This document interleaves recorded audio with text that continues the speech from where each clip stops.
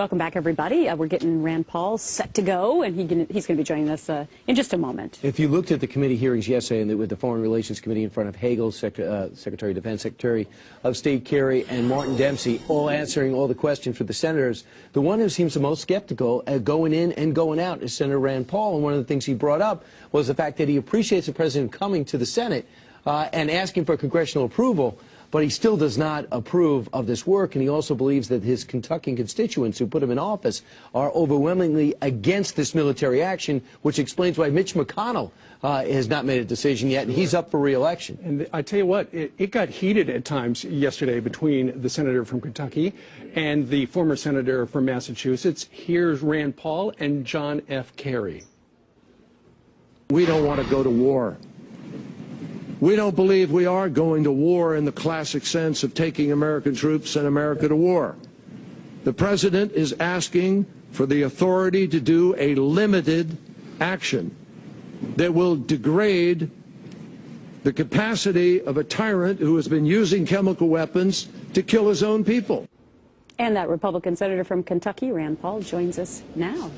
You were going head-to-head with the Secretary of State yesterday, Senator. Why do you have so much apprehension about going along with this plan for military action? Well, we have a bit of a disagreement. You know, the Constitution vests the power to go to war in Congress, and I'm proud of the president for coming back to Congress and asking for authority.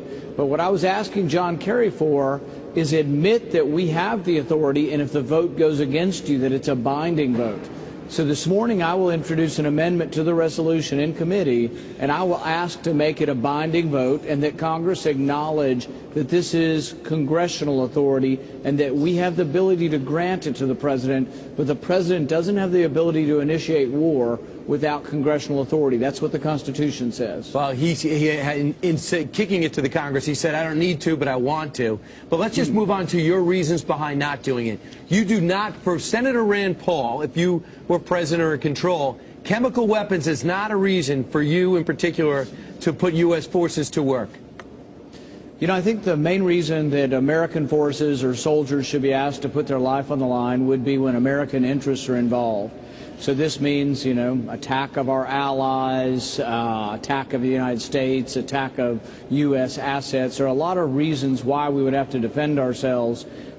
But civilian deaths have occurred really throughout the last several decades, throughout Africa, throughout Russia, throughout China. We haven't always got involved with civilians' deaths. It's a tragedy. Make no mistake, it's a tragedy.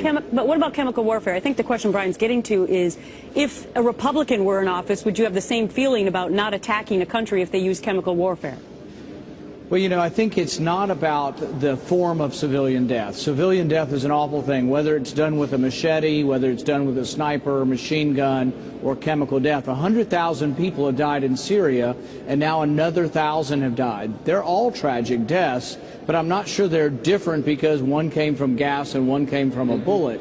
Civilian deaths are a tragedy, and I think we should try to do something about it. I'm just not so sure that war is the answer with American troops involved, because I'm not sure I see a good outcome in Syria. Sure. Both sides in Syria, I think, are unlikely to be allies of the United States. Assad is not a friend to Israel or the United States, but neither are the Islamic rebels. I'm afraid the Islamic rebels taking over will be worse for the Christians and worse off for Israel.